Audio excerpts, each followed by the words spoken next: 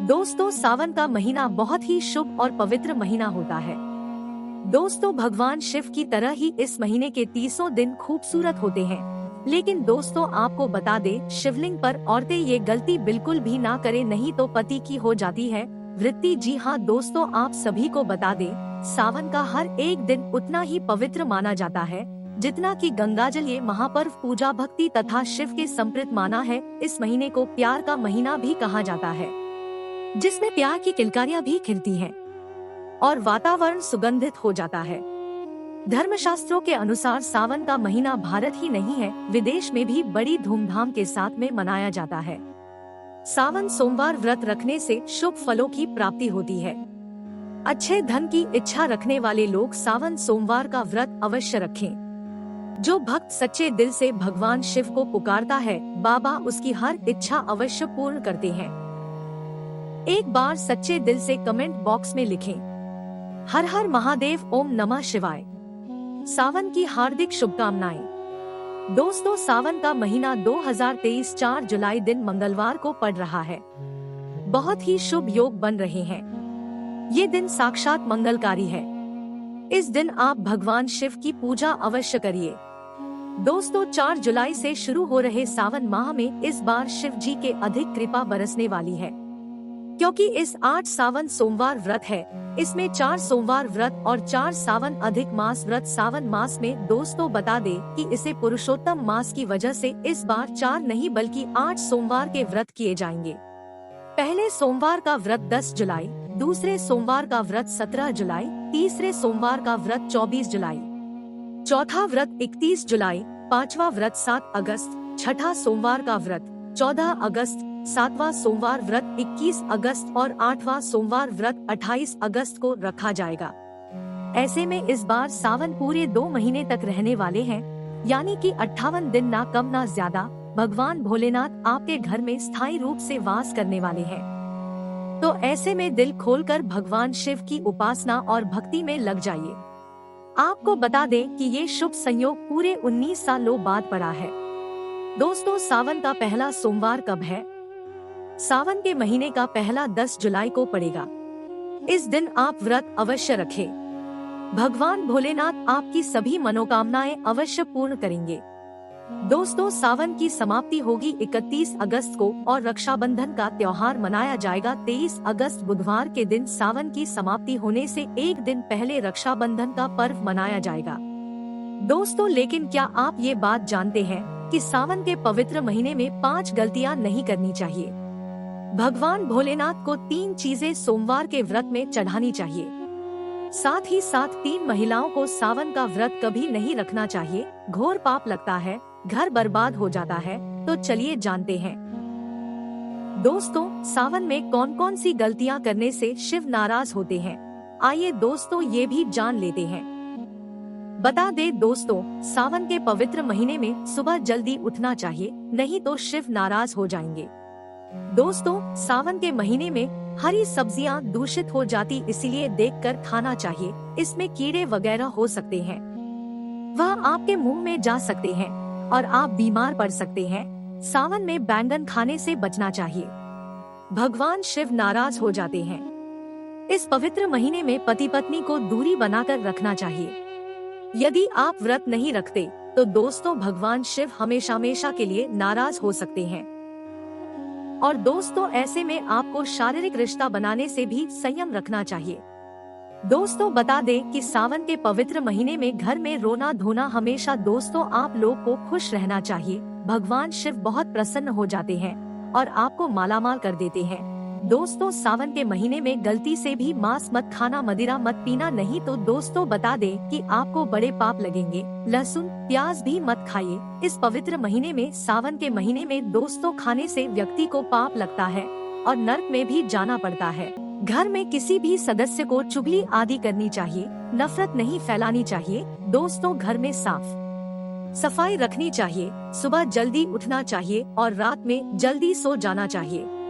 सावन के महीने में बाल नाखून आदि नहीं करना चाहिए। दोस्तों, बता दें, इससे आपको पाप लगता है और भगवान शिव क्रोधित हो जाते हैं। सावन के महीने में मीठा बोलने वाला व्यक्ति भगवान शिव की कृपा पा लेता है। वह व्यक्ति जल्दी करोड़पति बन जाता है। क्योंकि उसके सर पर भगवान शिव का आशीर्वाद बन जाता है। सावन में जितना हो सके गरीबों की सेवा करे, भंडारा कराएं, गरीबों में कपड़े आदि बांटे। भगवान शिव उस व्यक्ति को पल भर में धनी बना देते हैं। सावन के इस पवित्र महीने में गरीब को खाली हाथ ना जाने व पालतू जानवरों को भी अवश्य रोटी दाना पाना अवश्य खिलाएं।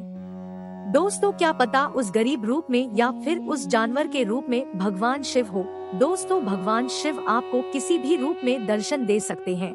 दोस्तों, ईश्वर किसी भी रूप में आपकी परीक्षा लेने के लिए धरती पर आ सकते हैं। आगे आपकी मर्जी। दोस्तों, बता दे अब आपको कि चाहे कुछ भी हो जाए, लेकिन भगवान शिव के पास आखिरकार कौन सी ऐसी 5 चीजें हैं जो आपको नहीं रखनी है। दोस्तों, बता दे कि यदि आप इन 5 चीजों को रख देते हैं तो आपका व्रत टूट भी है, व्रत खंडित का भी पाप लग सकता है। इसलिए 5 चीजें गलती से भी नहीं रखना है, नहीं तो आपका व्रत टूट जाएगा।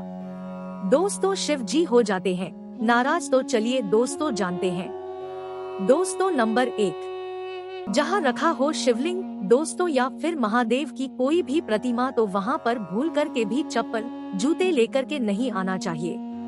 दोस्तों, जरा सोचिए कि जब आपके कमरे में कोई चप्पल लेकर के प्रवेश करता है तो आपको कितना क्रोध आता। इसी कारण महादेव भी आपसे रुष्ट हो सकते हैं और आपको मिलने वाला फल नष्ट हो जाता है। ऐसे में मंदिर में नंगे पांव ही प्रवेश करना चाहिए, क्योंकि बता दे कि चमड़े की चप्पल हमेशा अशुभ होती है, इसे देव शक्ति नाराज हो जाती है। दोस्तों, नंबर 2, अक्सर महिलाओं को मासिक धर्म आ जाता है और वो बिना किसी को बताए पूजा पाठ इत्यादि कर लेती है, जो कि शास्त्रों में वर्जित माना गया है। इस समय महिला को जानकर के भी अनजान नहीं बनना चाहिए। यदि आपको मासिक पीड़ा है तो घर के बने मंदिर में या फिर बाहर बने मंदिर में कभी प्रवेश नहीं करना चाहिए। इससे देव शक्तियाँ नाराज होकर आपसे क्रोधित हो सकती है। ऐसे समय पर शिवलिंग को छूना घोर पाप के बराबर माना गया है। जरा सोचिए, ऐसी अवस्था में जब महिलाओं को पीड़ा होती है, तकलीफ होती है, तो जरा सोचिए ईश्वर को भी बुरा लग सकता है। इसीलिए को ऐसी अवस्था में मंदिर यात्रा, घर में पूजा पाठ, भगवान की प्रतिमा को छूना या फिर तुलसी में पानी भी नहीं डालना चाहिए। तुलसी का पौधा भी मुरझा जाता है, सूखने लग जाता है। जब देव शक्तियाँ नाराज होती है तो लाजमी है कि घर में कंगाली और गरीबी, लड़ाई झगड़े होने लग जाएंगे, तो ऐसा कभी मत करिएगा। दोस्तों, नंबर 3, शास्त्रों में बताया गया है कि जहाँ पर होता है शिवलिंग तो वहाँ पर सभी शक्तियाँ सक्रिय रहती है। यदि होता है शिवलिंग तो वह व्यक्ति महादेव की कृपा सदैव पा लेता है। वास्तु शास्त्र के अनुसार शिवलिंग से हर वक्त ऊर्जा का संचार होता रहता है, इसीलिए शिवलिंग पर जल धारा अवश्य होनी चाहिए। दोस्तों, वह ऊर्जा को शांत रखता है। कुछ लोग अपने घर में शिवलिंग तो रख लेते हैं, लेकिन वह 1 हफ्ते के बाद में जल चढ़ाते हैं, जो कि बिल्कुल भी अच्छा नहीं माना जाता है। यदि आप जल नहीं चढ़ा सकते तो अपने घर में शिवलिंग स्थापित बिल्कुल भी ना करें, जो कि गरुड़ पुराण में भी साफ बताया है। इससे उल्टा घर में विनाश होता है। दोस्तों, नंबर 4, शास्त्रों में ऐसा बताया गया है कि तुलसी और महादेव का बहुत बैर माना गया है। इसी कारण तुलसी ने शिवलिंग और गणेश की प्रतिमा को बिल्कुल ही वर्जित माना जाता है।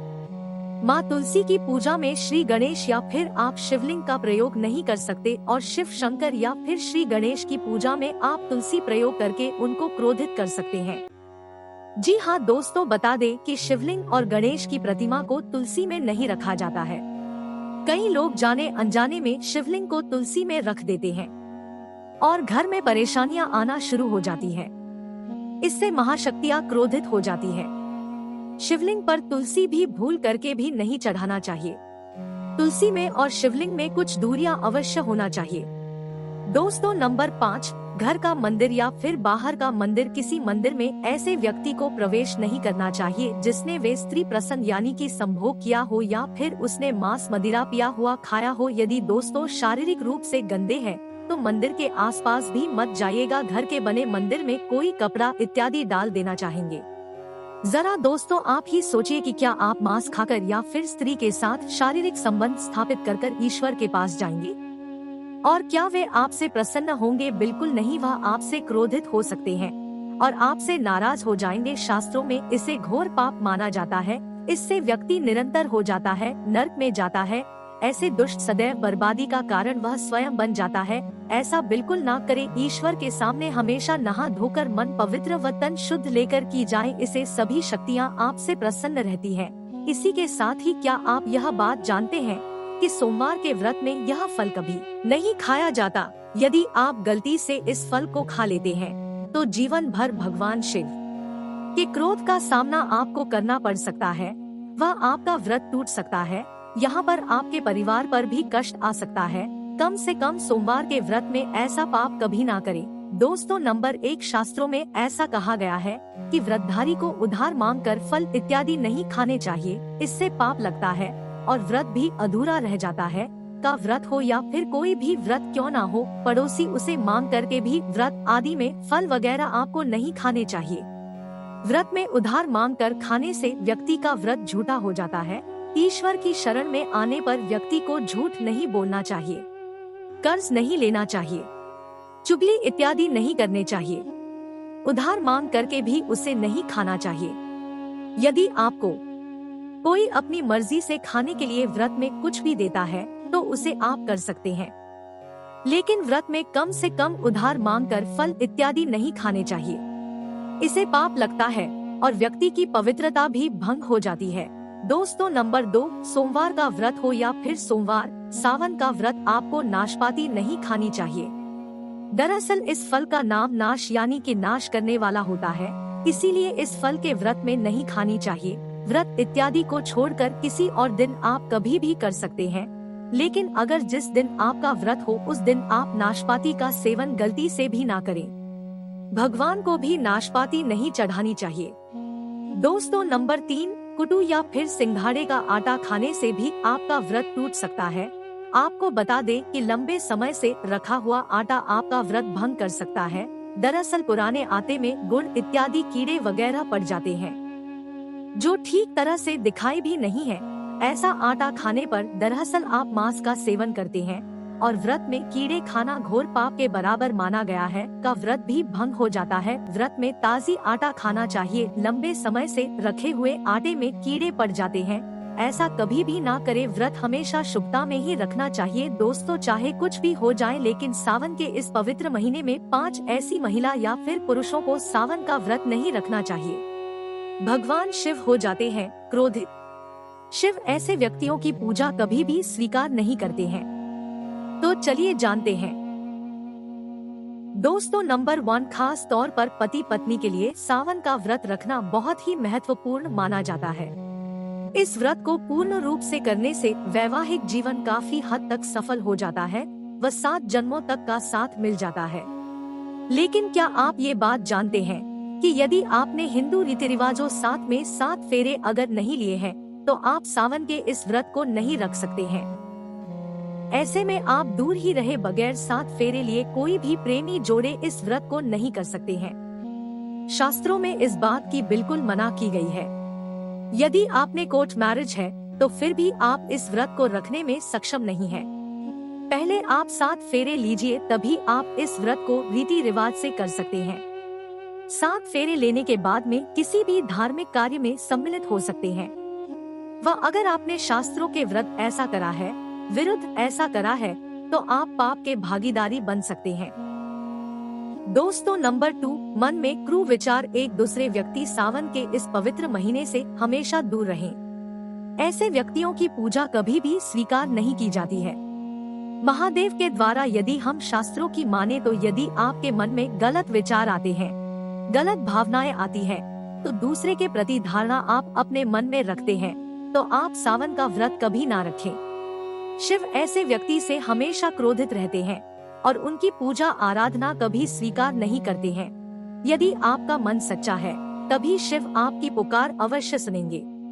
दोस्तों, नंबर 3, तलाकशुदा व्यक्ति को भी सावन के इस पवित्र महीने में शिव की आराधना नहीं करनी चाहिए, क्योंकि ये महीना प्रेम का प्रतीक माना जाता है। इसीलिए आप इस व्रत को कतई ना रखें। आपको बता दें कि शास्त्र ऐसा कहता है कि जो प्रेमी जोड़े एक से दूर रहते हैं तो उन्हें वक्त के चलते एक हो जाना चाहिए, तभी ईश्वर उनकी भक्ति स्वीकार करता है। शास्त्र ये कहता है कि पति पत्नी जब साथ में मिलकर ईश्वर की आराधना करते हैं तो कई गुना फलों की उन्हें प्राप्ति हो जाती है। ऐसे में यदि आप सावन का व्रत रखना चाहते हैं तो आप दोनों को एक होना पड़ेगा, तभी ही महादेव आपकी पूजा अर्चना स्वीकार करेंगे। दोस्तों नंबर 4, आचार्य चाणक्य के एक वैश्य की पूजा भी ईश्वर कभी स्वीकार नहीं करते हैं। ये शास्त्रों के विरुद्ध माना गया है। ऐसा करने से महापाप माना जाता है। ऐसा में सावन के महीने के इस पवित्र के लिए बोल रही हूँ, ऐसी महिलाओं को दूर रहना चाहिए और व्रत को कभी भी गलती से नहीं करना चाहिए। लेकिन हाँ, यदि आप अपने कार्य से थोड़ा सा दूर रहती है और आप एक शुद्ध मन के साथ में अगर ईश्वर की आराधना करती है तो आपकी आराधना अवश्य ही पूरी होती है, लेकिन आपके मुंह से कुछ गलत उच्च कारण ना हो। दोस्तों नंबर 5, ये गलतियां कभी भी मत करना। शास्त्रों के अनुसार कुंवारी कन्याओं को शिवलिंग का स्पर्श कभी नहीं करना चाहिए, इसे पाप माना जाता है। और दोस्तों वही जिस व्यक्ति के मन में स्त्री के प्रति यदि गंदे विचार या फिर वह व्यक्ति गालियां देता है तो भगवान ऐसे व्यक्ति को में भी स्थान नहीं देते हैं। ऐसे व्यक्तियों की पूजा कभी भी स्वीकार होती है। दोस्तों नंबर 6, कुंवारी लड़कियां इस व्रत को अवश्य रखें। अगर पाना है महादेव जैसे गुणों का पति तो दोस्तों इस व्रत को कुंवारी कन्याएं रखें। खास तौर पर सावन में जब कोई कुंवारी कन्या इस व्रत को भली भांति पूरा कर लेती है तो यकीनन उसे महादेव जैसे पति की प्राप्ति अवश्य होती है। दोस्तों बता दें कि सावन के इस पवित्र महीने में यदि जिस व्यक्ति को ये 5 संकेत मिल जाए तो बता दें कि उससे पता लग है कि महादेव आपसे बड़े प्रसन्न है। दोस्तों ये वीडियो का महासंग्राम है तो इसे आप आगे भी देखिएगा, लेकिन उससे पहले आपसे रिक्वेस्ट है कि वीडियो को लाइक करके चैनल को सब्सक्राइब जरूर करें और सच्ची श्रद्धा से हमारे महादेव का आशीर्वाद पाने के लिए कमेंट बॉक्स में हर हर महादेव जय शिव शंकर भी जरूर लिखें। दोस्तों आपकी भक्ति से ईश्वर बहुत प्रसन्न है। कुछ संकेत आपको बता रहे हैं, वह आपको धनी होने से कोई नहीं रोक सकता। तो चलिए दोस्तों जानते हैं।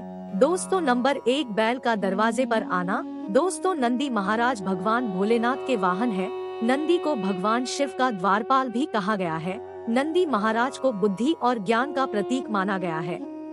शिव के मंदिर के बाहर हमेशा नंदी महाराज विराजित रहते हैं, लेकिन यदि सावन के इस पवित्र महीने में अचानक से नंदी महाराज आपके दरवाजे पर आ जाएं और घर की चौखट को सींग मारने लगे, तब आपको समझ लेना चाहिए कि भगवान शिव आपके घर में आने वाले हैं, जो कि ये एक उनके आने का संकेत है। भगवान शिव आपके भक्ति से प्रसन्न है तो आपके घर में खुशी आने वाली है। आपको धनी होने से कोई नहीं रोक सकता, लेकिन याद रहे कि नंदी महाराज को तिलक लगाकर मीठा भोग अवश्य लगाएं। दोस्तों नंबर 2, श्रावण के पवित्र महीने में यदि अचानक से आपके सपने में यदि शिवलिंग दिखाई देने लग जाए, अर्थात भगवान शिव दिखाई जाए, तो इससे आपको ये समझ लेना चाहिए कि अब आपके जीवन से परेशानियों का अंत जल्द ही हो जाएगा। भगवान शिव आपकी सच्ची आराधना भक्ति से बहुत खुश है और वह आपके घर में आने वाले हैं। ऐसे में दोस्तों याद रहे कि शिव की भक्ति में कोई भी कमी नहीं आनी चाहिए। घर को गंदा बिल्कुल मत करिएगा, क्योंकि आपके घर में भगवान शिव आने वाले हैं। दोस्तों नंबर 3, शास्त्रों के अनुसार ऐसा माना गया है कि नीलकंठ भगवान शिव के प्रतीक माने जाते हैं। यदि आपके घर के सावन के महीने में नीलकंठ छत पर आ बैठ जाए तो उसे भूल करके भी मत भगाना, क्योंकि ये भगवान शिव के प्रतीक माने गए हैं। ऐसे में आपको खुश होना चाहिए, क्योंकि भगवान शिव आपकी भक्ति से बहुत प्रसन्न है। शास्त्रों में बताया गया है कि नीलकंठ यदि मनुष्य के घर पर आकर बैठ जाए तो साक्षात घर में महाशिव के आने के संकेत माने गए हैं। अब आपके बुरे दिन जाने वाले हैं। ऐसा कहते हैं कि श्री राम ने इस पक्षी के दर्शन करने के बाद ही रावण पर प्राप्त की थी। दोस्तों नंबर 4, सावन के पवित्र महीने में यदि अचानक से घर में काले सांप निकल आए तो ये बहुत शुभ माना गया है। इसे बिल्कुल भी ना मारे, ये भगवान शिव के आने का संकेत है। जिसकी भक्ति से महादेव प्रसन्न हो जाते हैं, तब महादेव किसी खास अवसर पर ही दर्शन देते हैं। सावन का महीना बहुत ही पवित्र महीना माना गया है। यही वह महीना है जिसमें भगवान शिव धरती पर आते हैं और उसी घर में बना लेते हैं। जो सच्चा भक्त होता है, सपनों में किसी मंदिर में राग नागिन का जोड़ा देखना बहुत शुभ माना गया है। ये घर में शुभ के आने के संकेत होते हैं। तो दोस्तों अब आपको खुश हो लेना चाहिए। नंबर 5, सावन के शुभ अवसर पर सोमवार के दिन यदि डमरू की आवाज, घंटियों की आवाज सुनाई दे जाए तो ये अत्यंत शुभ माना गया है। इसका अर्थ ये है कि भगवान भोलेनाथ आपसे प्रसन्न है और जल्द ही आपके घर और में प्रवेश करने वाले हैं, जिससे आपका आर्थिक संकट दूर हो जाएगा। जीवन में सुख समृद्धि आने वाली है। महादेव बहुत खुश है आपसे। दोस्तों, महादेव की कृपा पाने के लिए एक बार शिव शंकर का जयकारा अवश्य लगाएं। हर हर महादेव, ओम नमः शिवाय एक लाइक भी अवश्य करिएगा। तो दोस्तों, मिलते हैं अगली वीडियो में। अंत तक जुड़े रहने के लिए आप सभी का बहुत बहुत धन्यवाद।